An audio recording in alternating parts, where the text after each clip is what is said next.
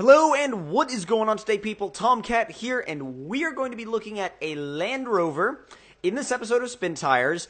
And I know this might end up being a slightly controversial episode with my Jeep people, because I know I have a lot of Jeep people, and the Jeep people are probably getting their pitchforks ready behind their computer screens right now because we're reviewing a Land Rover.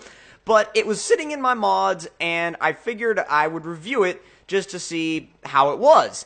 Now, we've got a couple of different options. We've got the roof rack, which then can hold jerry cans and a toolbox, which gives us a decent bit of support.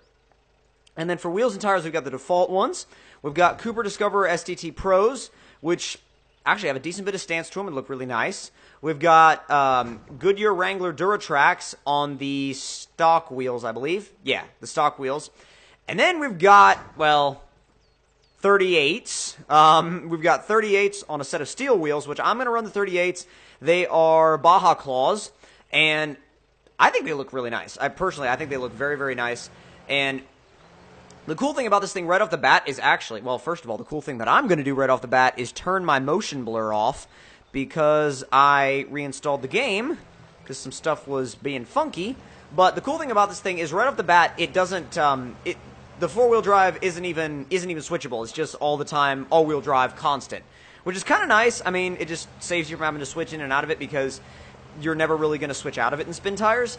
But the diff lock obviously is switchable, and it's actually not that slow. It really is. It's got some decent pace to it. Now, obviously the objective of Spin Tires is not to be fast. The objective is to get where you're going with minimal damage and, actually successfully getting there. Now, I could see the prospective uses of this vehicle being, say, a scout vehicle or maybe a support vehicle, a light support vehicle, not any kind of heavy support vehicle, but maybe a light support vehicle.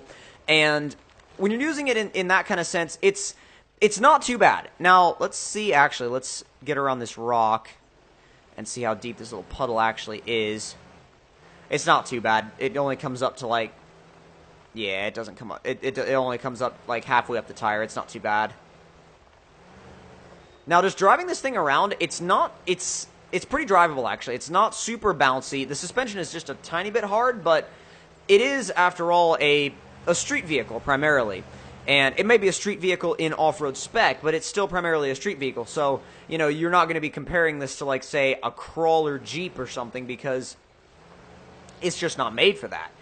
But I do feel like the power that this thing has is going to actually help it later on when we start to get into some more steeper obstacles and possibly some mud as well.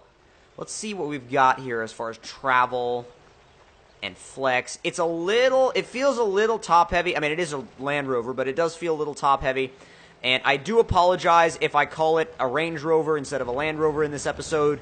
If I forget and I call it a Range Rover instead of a Land Rover, I'm sorry to the Land Rover guys out there that, because then I'll have the Jeep people after me for reviewing a Land Rover, and I'll have the Land Rover people after me for calling it a Range Rover, because I did. The last time I reviewed a Land Rover in Spin Tires, I accidentally called it a Range Rover, and there were some Land Rover guys with pitchforks, believe me. So it actually goes quite well. I'm impressed. It keeps up its momentum really well until it shifts down like that. Let's pop it into high and see if it can just walk right up this hill. Oh, okay, not too bad. Close, really close. If I change the line a little bit, I'll be able to get up there. Yeah, this will have no problem if I just change my line a tiny little bit. We'll just back up and kind of realign ourselves. Back up. Oh, come on. Third gear. Switch to high. All right, keep it locked. Go, go, go. Go, get grip at the front. There you go. Just trying to walk its way up.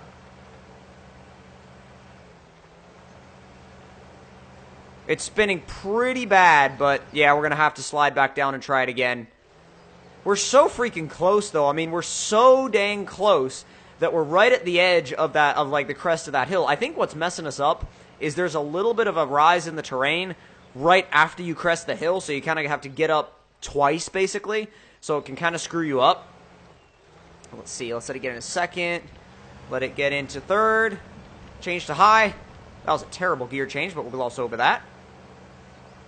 Oh, that was horrible. Did not have the momentum that it wanted. It's trying to walk, though. It's trying hard, actually.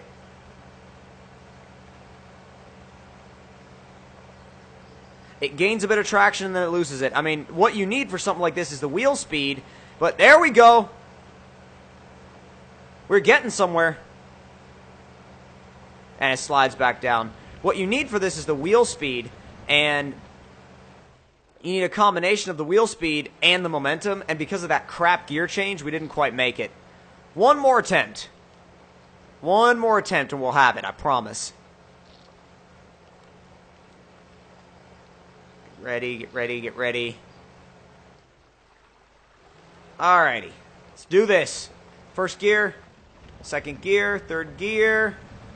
Shift over with the mouse. Maintain momentum. Oh, we're rutting it up bad, though. There we go. Come on. Come on. Slid over to the side. Damn. Oh, we were so close. Damn, we were so close. God, that was basically where we needed to be. It really was basically where we needed to be. If we hadn't have slid over, dude. And the thing is, this is so rutted up now, we're kind of screwed on getting up that. I mean, we could get up it, and I'm going to kind of take the cheater way and go around the side. But I guarantee you this thing could get up there if you had a really good run on the first or second try. And, you know, you had it in high, you just booted it. You'd be able to bounce up the hill. But, I mean, now that it's rutted up, it's a lot more difficult to get speed and momentum. It's even having a little bit of trouble getting around this side. Jeez.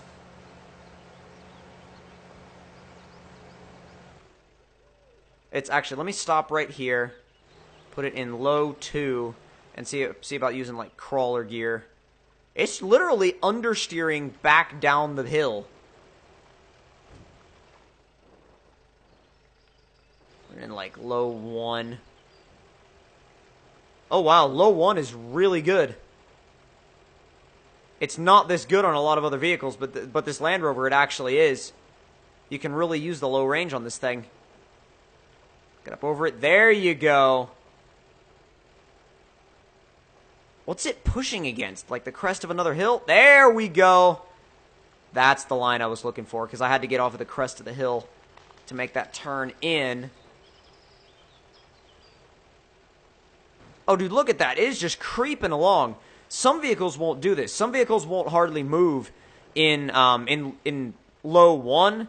But, dude, this one actually does. And I like that a lot. I'm actually really pleased with my Land Rover. I like it. After that, I actually like it. I wasn't sure if I was going to like it or not. But since when it comes to off-road, I'm big into Toyotas and Jeeps. I've never been a huge Land Rover guy. But after that, I like this thing. I think it's, at least in spin tires, it works out quite well. Got some heavy mud to deal with here.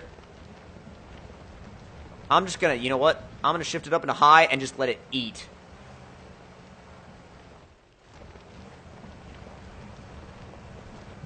Just throw mud everywhere. On the other hand, that's how you get, well, that's also how you get stuck, but we'll gloss over that. No problem here, just mudding in my Land Rover.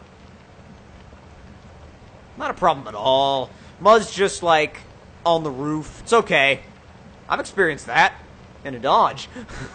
You guys have seen that video. Or at least, well, you haven't seen the video of it happening, but you saw the afterwards, like the actual aftermath commentary. And yes, the mud was on the roof. And in the bed. And over the windows. And basically everywhere. Basically everywhere. That truck was, my truck, I covered it. I absolutely covered it. And it's, hopefully, well, it should be pretty clean because I'm having, once I get everything new installed with my steering parts, it will be detailed. It will be meticulously detailed, so. Come on, Land Rover. I think I'm going to stop using high. I'm going to put it in low 1. Low 1 is probably... Oh, dude, look at that. Low 2, low 3. It spins a bit in low 3, so I'm going to keep it in low 2. No spin. Look at that. No spin at all. Just works its way right through the mud, no problem.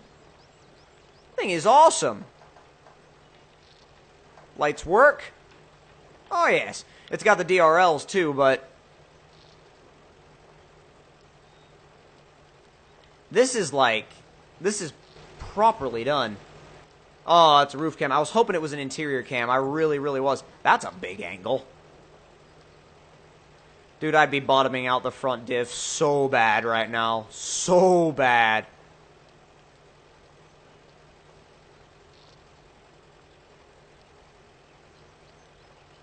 Actually, that side trail.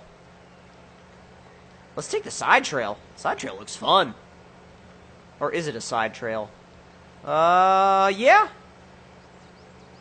Or an even better one. Yeah, this one looks even better. It's got a little bit of a downhill dip. Nothing too bad.